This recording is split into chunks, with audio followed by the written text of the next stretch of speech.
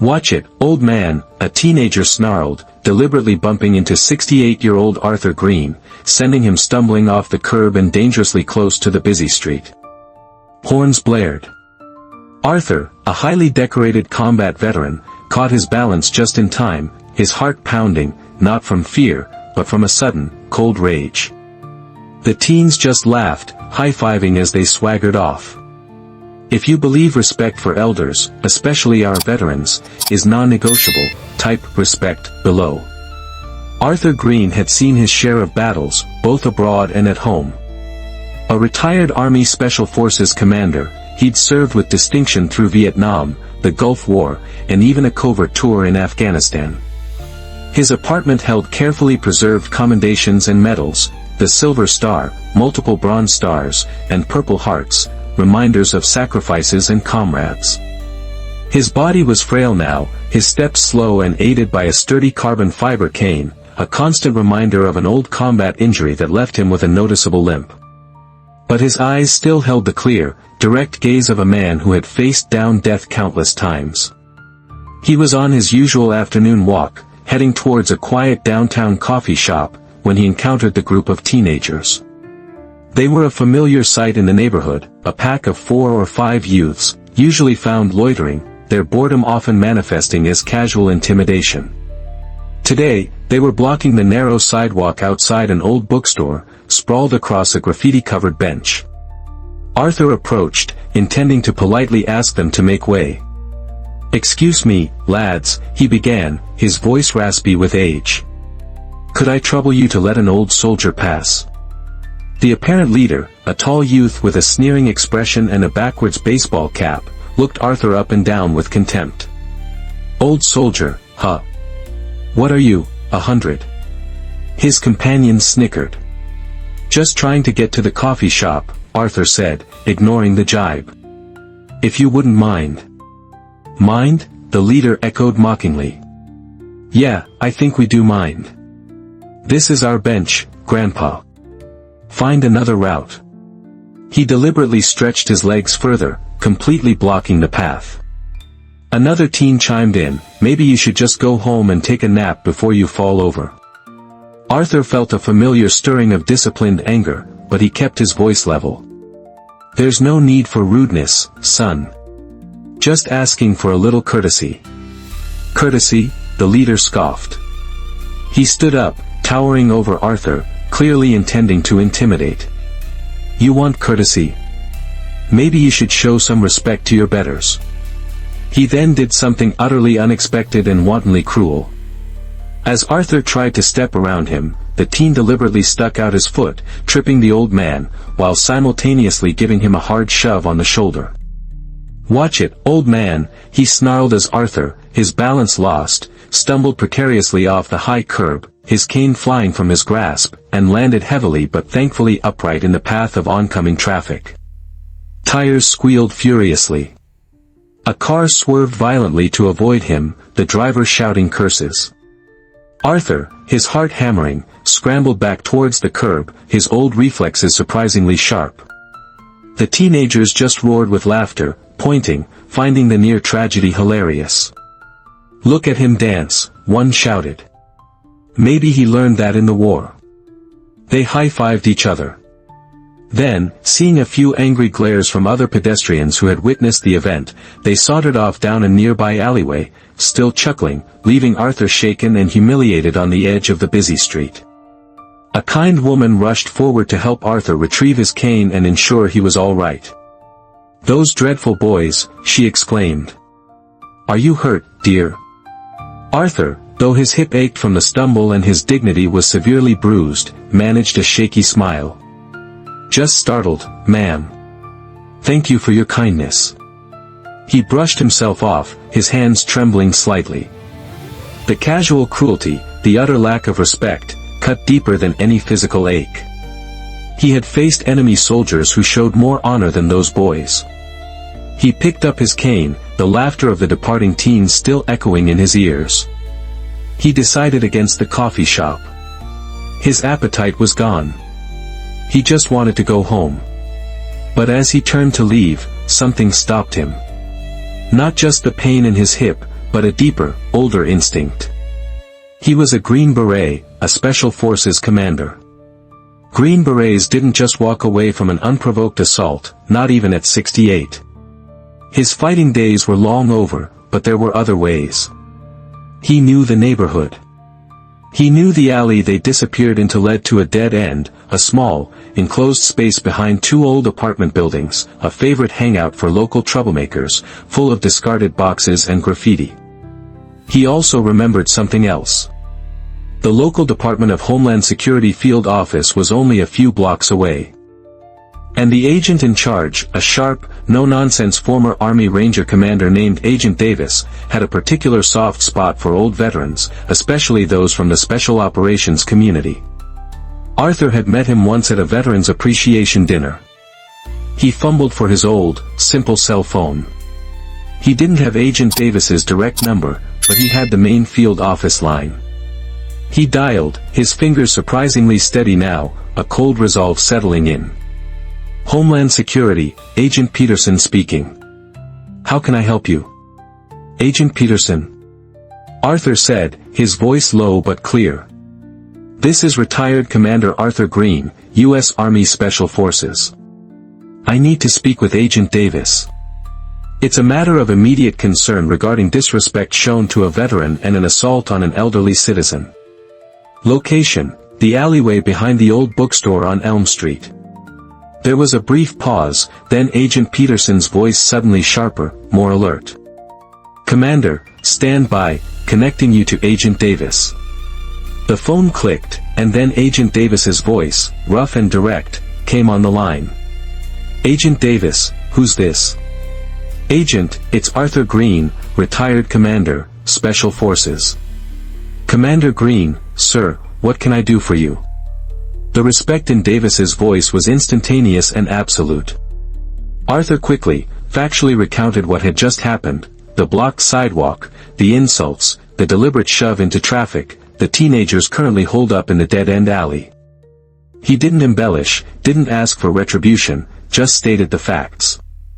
They disrespected a veteran, Agent, Arthur finished quietly, and they put one of its own in harm's way for a cheap laugh. There was a moment of dead silence on the other end. Then Agent Davis spoke, his voice like ice.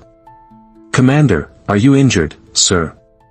Shaken, a bit bruised, but functional, Agent. Understood. Elm Street alley behind the bookstore. How many of them? 4 or 5. Young, mid-teens, I'd guess. Consider it handled, Commander, Agent Davis said, his voice now tight with a controlled fury that Arthur recognized. You stay clear of that alley. We'll counsel them Special Forces style. The line went dead. Arthur knew what Special Forces style counseling likely entailed, especially when delivered by a motivated Agent Davis and his young, eager team of agents.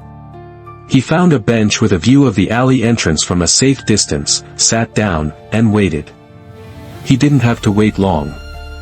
Less than 10 minutes later, the quiet street was suddenly almost surreally filled with the sight of black SUVs. Not marked police cars, but unmarked, intimidating vehicles that radiated an unmistakable authority. Agent Davis, looking like a coiled spring, led a group of about 6 agents, a mix of seasoned veterans and sharp, observant new recruits. They moved with the disciplined speed and purpose that was the hallmark of elite units. Not running, but covering ground with an intimidating efficiency. They didn't make a sound. The group of agents reached the mouth of the narrow alleyway. Agent Davis held up a hand, and they fanned out, 2 taking positions to block any escape from the alley's entrance, their expressions grim, their posture radiating an unshakable authority that no mall cop or local police officer could ever hope to emulate. They wore dark, nondescript clothing, but their movements and the way they carried themselves spoke volumes. The other 4, led by Agent Davis, turned and disappeared into the dim confines of the alley, moving like shadows. Arthur, watching from his bench, couldn't see what was happening inside, but he could hear, or rather he could hear the abrupt cessation of the teenagers' loud chatter and laughter. A sudden, shocked silence fell. Then, after a moment, he heard Agent Davis's voice, not shouting, but carrying clearly, each word laced with cold, hard authority. He couldn't make out the exact words, but the tone was unmistakable. It was the tone of a seasoned interrogator or a drill sergeant dressing down a particularly witless recruit, a tone that promised swift, unambiguous, and deeply unpleasant consequences for disrespect and stupidity. There were no sounds of physical violence, just that relentless, controlled verbal barrage. The air seemed to crackle with an unseen tension, a palpable sense of fear emanating from the alley.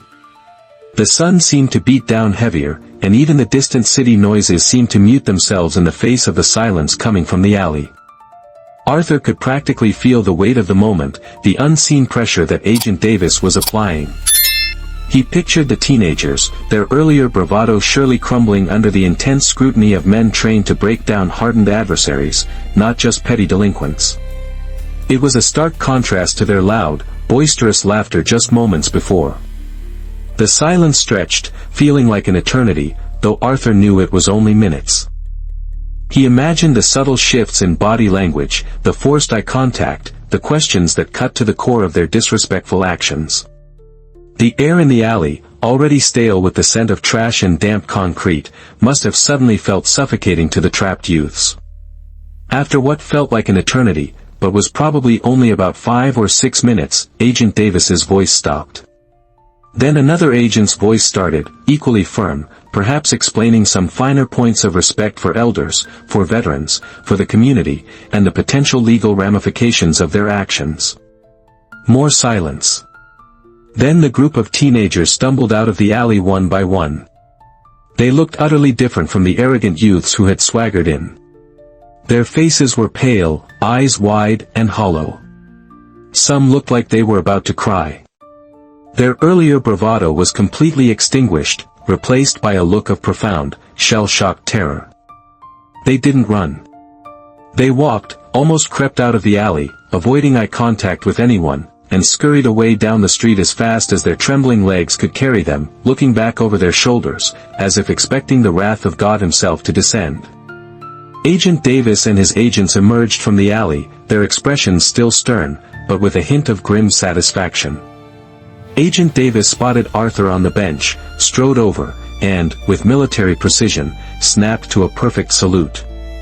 "Retired Commander Green, sir, the situation has been addressed.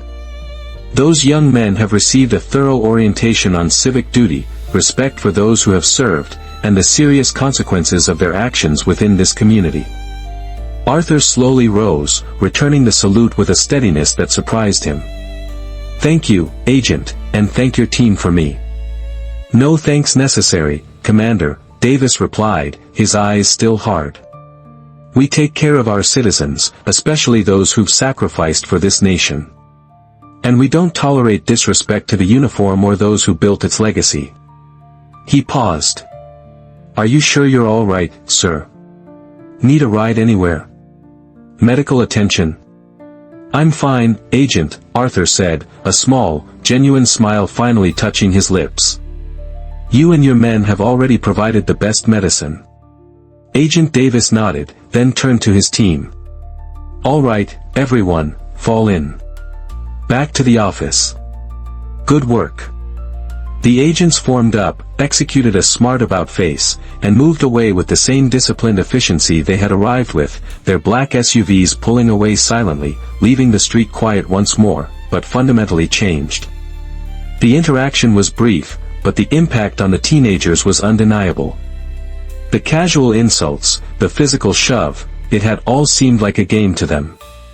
But the calm, relentless authority of Agent Davis and his team had shattered their illusion of impunity.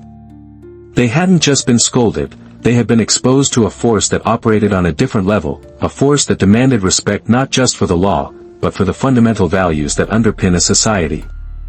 The quiet intensity of the agents, their unwavering gaze, the implicit understanding of the consequences of their actions, it was all a stark lesson delivered without a single raised voice or physical threat. It was the power of reputation, of disciplined training, and of an unshakable resolve to uphold what is right. Arthur watched them go, a warmth spreading through his chest that had nothing to do with the weather. He felt seen, respected, not like a burden or an invisible old man, but like a veteran whose sacrifices were acknowledged and valued. He even felt up to getting that coffee now. The story of the Special Forces intervention in the alley became a neighborhood legend, whispered with a mixture of awe and amusement. The group of teenagers who had been counseled were reportedly models of politeness for weeks afterward, giving wide berth to anyone over the age of 60 and developing a sudden, profound respect for any uniform or official insignia. They were observed picking up litter, holding doors for strangers, and even volunteering at a local community center, a complete transformation that surprised everyone, including their own parents. It seemed that a Special Forces-style education had truly resonated. The incident also sparked a broader conversation within the community about respecting elders and veterans. Local news picked up snippets of the story, albeit without full details, prompting discussions on talk shows and online forums about civic responsibility and the importance of honoring those who served. Arthur Green continued his quiet walks, but now when he passed the Homeland Security field office, there was always a crisp nod of acknowledgement or a shared understanding from whoever was on duty. He found himself engaging more with his neighbors, who now approached him with newfound respect, offering small gestures of kindness and gratitude. The incident had, in a way, reconnected him with the community he had served for so long, both in uniform and as a citizen. He was no longer just the old man with a limp, he was the veteran whose dignity had been defended, a quiet symbol of enduring values.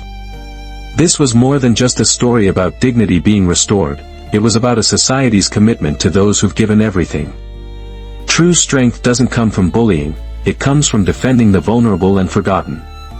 Arthur Green, once a war hero, proved in the twilight of his years that some spirits, though gray with age, never fade. The incident profoundly impacted the community, not only changing the behavior of those teenagers but also prompting many others to reflect on how to truly respect and care for the veterans among them. Many residents spontaneously organized to offer assistance to local veteran support programs, ensuring that those who silently served received the honor they deserved.